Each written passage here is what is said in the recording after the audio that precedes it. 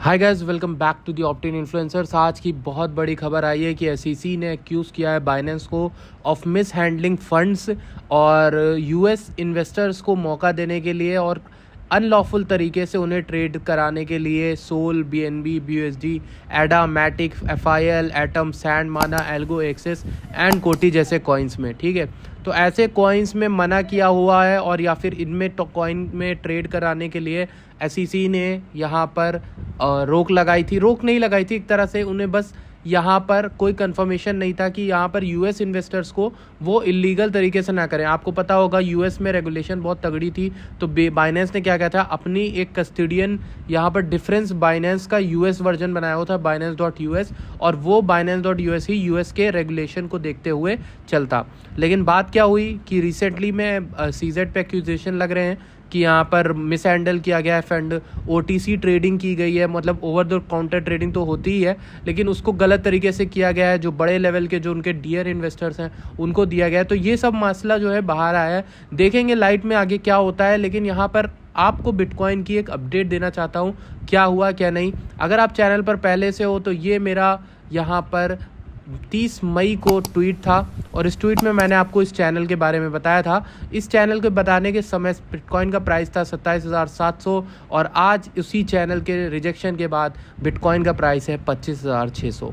इस ट्वीट में मैंने क्लियरली बोला था कि the only concerning thing for me in bitcoin is this channel. ठीक है, तो ये एक बिटकॉइन की अपडेट जो मैंने दी थी, खासकर मैंने आज प्रीमियम कॉल में भी बिटकॉइन को यहाँ शॉर्ट करने के लिए बोला था। सब के सब प्रॉफिट में है, 1%। ठीक है, जो प्रीमियम में थे। तो ऑल्दो अभी यहाँ पर चीज़ें कैसी होनी है उनके बारे में बात करेंगे, लेकिन आपसे रिक्वेस्ट ये है कि आप अगर बीच में आधी अधूरी नॉलेज लेके जाओगे तो कल आप मुझे ही गरियाने आओगे कि भैया कमेंट में आपने ये बोला था। पूरी वीडियो देखना, एक एक चीज़ मिस होगी क्योंकि हर चीज़ कनेक्टेड है आज की वीडियो में। आज की क्या, मेरी हर वीडियो में हर चीज़ कनेक्टेड होती है। आप एंड तक नहीं देखोगे तो प्रॉब्लम होगी ही होगी। चलते हैं सबसे पहले एसईसी वाली न्यूज़ को देख लेते हैं। Founder CZ with mishandling customer funds illegally serving US investors. तो यूएस इन्वेस्टर्स को यहाँ पर मना किया गया था, ठीक, और बोला था कि आप अगर करना है तो रेगुलेटरी तरीके से करो। वहाँ पर एक बात सामने आई है, मुझे नहीं पता ये यहाँ पर ये सच है कि नहीं। सीजेड ने किसी से बोला था कि we are operating as a fucking unlicensed securities exchange in the USA bro. तो ये बात कहीं से बाहर आई है कि ऐसा बोला था चीफ कंप्लायंस ऑफिसर ने। ठीक है, तो ये एक चीज़ है और यहाँ इस बात से पता चलता है कि बाइनेंस के एग्जीक्यूटिव को खासकर पता था कि दैट दिस वाज इलीगल। ठीक, तो बाइनेंस के जो एग्जीक्यूटिव्स हैं जैसे जैसे अवेयर हुए इसको लेकर उन्होंने स्ट्रैटेजी बनाई। एक यूएस एंटिटी बनाया था बाइनेंस का अपना, जो आपको पता है बाइनेंस का यूएस अपना बना हुआ था। और यहाँ पर सीजेड के ऊपर अब जो है, अब दिक्कत ये है कि पीठ पीछे इन्होंने यहाँ पर बहुत सारे डियर इन्वेस्टर्स जो हैं उनकी हेल्प की है, उनको अच्छे फंड्स दिलवाए, उनकी पूलिंग हुई है, यहाँ पर सही ट्रेडिंग हुई है। यहाँ पर ऐसे यूएस इन्वेस्टर्स को पहले तो यहाँ पर उन्होंने ऑप्शन दिया ट्रेड करने का। आपका यहाँ पर फाइल में हो गया, माना जितने भी टोकन्स वहाँ पर लिस्टेड थे। ठीक है, तो ये पूरा डॉक्यूमेंट आप डॉक्यूमेंट जाके पढ़ सकते हो, पर मोटा मोटा जो जिस्ट है वो इस मुद्दे का यही निकल के आता है। ठीक है, the chairman of US SEC stated that crypto currencies other than bitcoin may have securities attributes. तो यहाँ पर गैरी गेंसलर जो है वो शुरुआत से ही कहते आए हैं कि यहाँ पर जितने भी यहाँ पर ब्लॉकचेन्स वगैरह है वो ब्लॉकचेन टेक्नोलॉजी रहने के लिए बनी है, पर वो स्पेकुलेटिव कॉइन्स को नहीं मानते, यानी कि बिटकॉइन को भी वो क्रिटिसाइज़ करते कई बार देखे गए हैं। आपको पता होगा गैरी गेंसलर यहाँ पर पुराने यहाँ पर एसईसी के जो थे जो हैं, सॉरी आई गेस शायद हैं भी, तो वो यहाँ पर काफ़ी बीच बीच में बोला करते थे चीज़ें, यहाँ पर बोला करते थे, फ्लक्चुएट करते थे। सोल को यहाँ पर लेकर यहाँ पर बात की गई है और बहुत सारी चीज़ों को लेकर बात की। तो ये डॉक्यूमेंट है, इस डॉक्यूमेंट को मैं अपने ट्विटर पे शेयर कर रहा हूँ, आप पढ़ सकते हो तो पढ़ लेना। ठीक है, अभी हम बात करते हैं बिटकॉइन की। तो बिटकॉइन ने यहाँ पर चैनल का कर दिया है फॉल आउट। अब अगर मैं आपको एक अपडेट दिखाऊं जो मैंने कल या परसों में या फिर महा अपडेट में बात की थी, उस महा अपडेट पे ज़रा चलते हैं और देखते हैं कि क्या वो महा अपडेट वर्क की। देखो, पहले तो मेरा जो बिटकॉइन का शॉर्ट मैंने अपने ट्विटर पे दिया हुआ था अराउंड $29,500 से, आज वो शॉर्ट पूरा हो गया। फाइनली हमारा वो शॉर्ट पूरा हो गया, जिसका टारगेट मैंने 25,200 वैसे तो बोला था, हमारे 25,400। ऑल्दो आपका यहाँ पर 13% 14% का फॉल मिल गया है। ठीक है, बिटकॉइन में आपको। ठीक, तो ये आपका 14% का फॉल है। ये वाला हम नहीं देखेंगे, हम देख रहे थे एक और चार्ट जिसकी हम बात कर रहे हैं आपसे। ये वो चार्ट है जिसमें हम यहाँ पर एग्जैक्टली ड्रॉप करें। एक ये चार्ट था, एक और कोई सा चार्ट है, लेट मी शो यू। मुझे वो चार्ट देखना है कि कौन सा चार्ट था, वो मैं भूल गया। एक तो ये चार्ट है हमारा, ठीक है, इसको टूटना नहीं चाहिए, अराउंड 25-200 नहीं टूटना चाहिए इस चार्ट के अकॉर्डिंग। अब मैं थोड़ा सा उस चार्ट को ढूंढ लेता हूँ जिस चार्ट को मैं देख रहा हूँ। आई गेस दिस वन और that one, which one was it. तो वो चार्ट मुझे को मिल नहीं रहा है, आई गेस यहाँ पर है, कहाँ पर है, तो वो चार्ट अभी है नहीं लग रहा है मुझे, ठीक, नहीं यहाँ पर भी नहीं है, ठीक। तो मैंने जो आप लोगों से कल परसों बात की थी वो बिटकॉइन के मैक्रो सिनेरियोज को लेकर की थी, ठीक है। मैक्रो सिनेरियोज में जो बातें हैं वो मैंने आपसे बोला था कि एक फॉलिंग वेज भी बन रही है जिसका ब्रेकआउट हो सकता है, लेकिन हम उसके निचले हिस्से को टच करने आ सकते हैं। तो उस जो निचले हिस्से की मैं बात कर रहा था, उस निचले हिस्से को ज़रा हम देख सकते हैं, और वो जो निचला हिस्सा है वो शायद से हम यहाँ पर 25,800 से लेकर जो हमारा 25,200 से लेकर हमारा 26,000 के बीच में पड़ता है। अच्छा, मैं आप लोगों के ध्यान में जो है एक और इम्पॉर्टेंट चीज़ लाना चाहता हूँ जो बहुत इम्पॉर्टेंट थी, और उस चीज़ को यहाँ पर मैं आपको दिखाना चाहूँगा, ठीक है। तो वो हमारा यहाँ पर पहले तो बुल मार्केट सपोर्ट बैंड है जो यहाँ पर बैठा हुआ है, ठीक है। इस चीज़ को आपको बहुत गौर से देखना है जो मैं आपको बताने जा रहा हूँ। बुल मार्केट सपोर्ट बैंड को टेस्ट करने हम आ गए हैं। ये फाइनली अब हो रहा है जब हम 6 मार्च के वीक में आए थे लास्ट टाइम, यहाँ से अच्छे से ऊपर चले गए थे।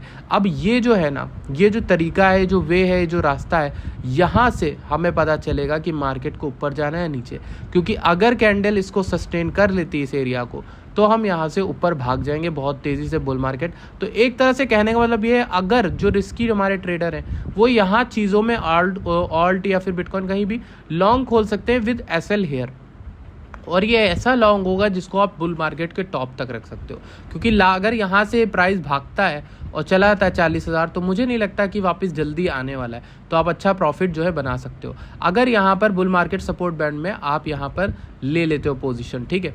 लेकिन ध्यान रखना कि एसएल के बिना मत लेना, क्योंकि अगर ये क्लोजिंग नीचे हो जाती तो उतना ही भयानक ये बेरिश भी होगा और ये नीचे आ सकता है 23,000 का एरिया या फिर 20,000 21,000 का, ठीक।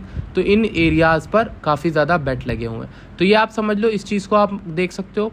दूसरी चीज़ ये है कि बिटकॉइन की जो डोमिनेंस है वो आज काफ़ी गिरी है, ठीक है। ये एक अच्छी चीज़ है कि डोमिनेंस जो है वो सेट कर रही है खुद को, अपने आप को, और यहाँ पर ऑल्ट की जो डंप था वो भी काफ़ी भयानक आया और उसी सपोर्ट पे आया जहाँ पर मैंने आपसे बोला था $550 बिलियन के अराउंड, ठीक है। तो एक एरिया हो गया। अगर हम ETH BTC को देखें तो उसमें तो स्ट्रॉन्गनेस आज भी अभी भी बनी हुई है और काफ़ी स्ट्रॉन्ग है ETH BTC। और अगर हम बात करें यहाँ पर S&P को लेकर, तो S&P में कोई ऐसा मूवमेंट नहीं आया है, हालांकि S&P काफ़ी अच्छा जो है रैली कर रहा था पिछले काफ़ी दिनों में, ठीक है। और अगर हम यहाँ पर इसकी बात करें डॉलर की, तो डॉलर यहाँ पर नीचे आने लगा है, पिछले वीक में काफ़ी ज़्यादा बेरिशनेस दिखाई थी इसने। अगर हम बात करें इस बार की, तो यहाँ पर रेड कैंडल बना दी इसने, हो सकता है यहाँ से उल्टा टर्न लेना स्टार्ट कर दे, ठीक है। और हमारा यहाँ पर और भी चीज़ें हैं जिनको हम देख सकते हैं। वैसे फ़िलहाल हम देख सकते हैं चेनलिंग को, जिसने काफ़ी अच्छा सपोर्ट जो है तोड़ा है फ़िलहाल के लिए, ठीक। अब ये सपोर्ट तोड़ने का मतलब ये है कि अगर हम वीकली में चेनलिंग को देखते हैं तो हमें कुछ चीज़ें क्लियर दिखती हैं कि इस जगह पर ये निचला हिस्सा है। पहले तो ये एक चैनल है, ठीक, एक चैनल जिसको हम फॉलो करते आ रहे हैं, ठीक।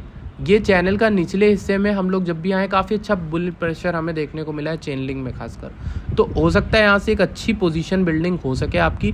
आप कोई भी पोजीशन यहाँ पे बनाओ, लॉन्ग की पोजीशन मैं पर्सनली प्रेफर करूँगा ऐसे टाइम पे कि मार्केट जब डंप है तो मैं इसे एक फंड मान के लॉन्ग की पोजीशन ओपन करूँगा। और ये जो SEC की न्यूज़ है ना, ये टाइम लेती है, ठीक है। अगर ये प्ले आउट भी करनी है तो धीरे धीरे टाइम लेगी, और आप SL यहाँ टाइट लगा लो, क्योंकि ये एक बहुत बढ़िया मौका हो सकता है लॉन्ग बनाने का भी, ठीक। क्योंकि मार्केट को अगर भागना है तो सब चीज़ें अपने प्रेफर्ड एरिया में है, डोमिनेंस रीसेट कर रही है और हर चीज़ जो है सिलेक्शन के साथ चल रही है, तो मेरे ख्याल से काफ़ी अच्छा यहाँ से बाउंस भी बन सकता है मार्केट में। अगर हम बात करें CFX की, तो CFX जो है, CFX में उस तरह की रैली हमें देखने को नहीं मिली पिछले काफ़ी दिनों में। मैं एक्सपेक्ट कर रहा था कि जो चाइनीज़ नैरेटिव है वो ओपन होगा तो CFX भागेगा, लेकिन CFX जो है हमारे S1 की तरफ आ रहा है, जो कि S1 है हमारा 20 सेंट से लेकर 18 सेंट। तो CFX को अभी लेना तो सही नहीं है, अगर लेना तो 20 से 18 सेंट के अंदर ही लेने की कोशिश करना। अच्छे कॉइन्स मैं आपको बता देता हूँ कौन से अच्छे हैं ऐसे टाइम पे। सबसे अच्छे कॉइन में से एक जो मुझे लग रहा है वो LDO है। ऐसे टाइम पे LDO लिया जा सकता है। हालांकि ये जो डेली में कैंडल्स हैं वो बेरिश है, हो सकता है हम एलडीओ में और नीचे आ जाएं, 1.9 तक आए, आपको $2 के नीचे एलडीओ दिखता है तो आप ले सकते हो, एक्यूमुलेट कर सकते हो। एक और कॉइन जो मेरे ध्यान में है वो है RNDR नाम का टोकन।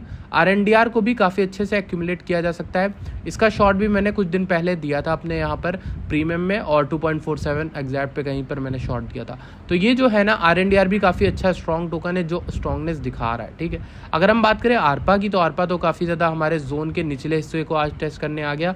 देखो यही हिस्सा मैंने आपको बताया था। अब अगर आरपा को भी रैली करना है ना तो यहीं से डायरेक्ट रैली करेगा, वरना नहीं करेगा, वरना आप समझ लो कि हम वापस नीचे आ रहे हैं, ठीक है। तो एक चीज़ है जो आपको ध्यान देनी है। हमारे हिसाब से एक बहुत बढ़िया पोजीशन में मूवमेंट हुआ वो आर्ब में हुआ। आर्ब हालांकि हमारा एकदम बहुत नीचे आ गया था 1.04 तक, और वहाँ से ये क्लेम करने की कोशिश कर रहा है। हालांकि स्ट्रांगनेस है इसमें, अच्छी खासी स्ट्रांगनेस दिख रही है। तो अगर आर्प में आपको लॉन्ग बनाना हो तो आर्प आप इसमें भी बना ही सकते हो, ठीक। ये अगर आप यहाँ पे लॉन्ग बनाते हो, टारगेट अगर आप यहाँ तक रखते हो 5-6% का, और जो आप एसएल रखोगे जस्ट इस कैंडल के नीचे 2% 2.5% का, तो आप यहाँ पे एक लॉन्ग बना सकते हो आर्ब में, ठीक। तो ये एक आर्ब का मौका हो सकता है। बाकी बिटकॉइन का अगर हम यहाँ पर बात करें तो ये शायद वो चार्ट है आई गेस जो मुझे मिला, नहीं ये भी नहीं वो चार्ट है। तो वो चार्ट मैं आप लोगों के साथ शेयर कर दूंगा अपने ट्विटर पे। अगर आप लोग ट्विटर पे जो ही जुड़े हो तो ट्विटर पे जाकर जुड़ लो, फॉलो कर लो, मैं वहाँ पर ऐसे ही चार्ट डाला करता हूँ, ठीक है। Thank you so much for watching this video. I will see you guys in the next video. Till then bye bye.